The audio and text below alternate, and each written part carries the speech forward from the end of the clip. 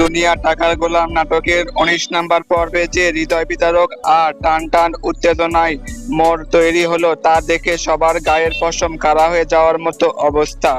একদিকে শেহজাদের স্মৃতিশক্তি রহস্য উন্মোচন, অন্যদিকে ঋতু আর ফাতেমার জীবনের চরম টানাপোড়া। কিন্তু সবচেয়ে বড় ধাক্কাটি আসলে যখন শেহজাদের দেওয়া শর্ট চেকের বিপরীতে ব্যাংক থেকে দেওয়া হলো জাল টাকা।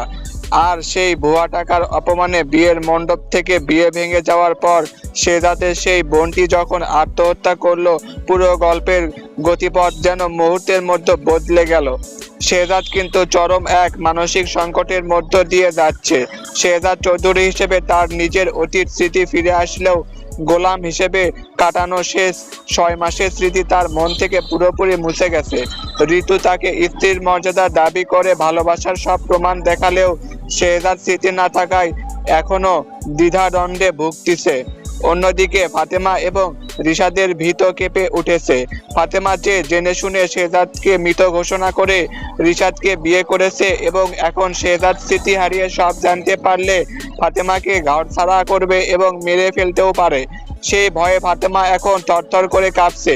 কিন্তু এই সব সমীকরণে ছাপিয়ে পর্বের শেষে আমরা দেখলাম শেহজাদের এক ভয়ঙ্কর আর রুদ্ধ মূর্তি, যেখানে বোনের মৃত্যুর বিচার চাইতে সে পিস্তল হাতে সততা ব্যাংকে তাণ্ডব শুরু করে দিয়েছে। তাহলে আগামী ২০ নাম্বার পর্বে এবং ভবিষ্যতের পর্বগুলোতে ঠিক কি ঘটতে যাচ্ছে?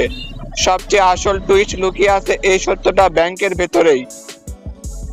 দুনিয়া টাকার গোলাম নাটকের ২০ নাম্বার পর্ব আসছে আগামী বৃহস্পতিবার দুপুর ১২টার পর পাঙ্কিং এন্টারটেইনমেন্ট চ্যানেলে। দর্শক, ভিডিওটি ভালো লাগলে লাইক করুন, ধৈর্য ধরে ২০ নাম্বার পর্বটি দেখতে অপেক্ষা করুন বৃহস্পতিবার পর্যন্ত। ধন্যবাদ।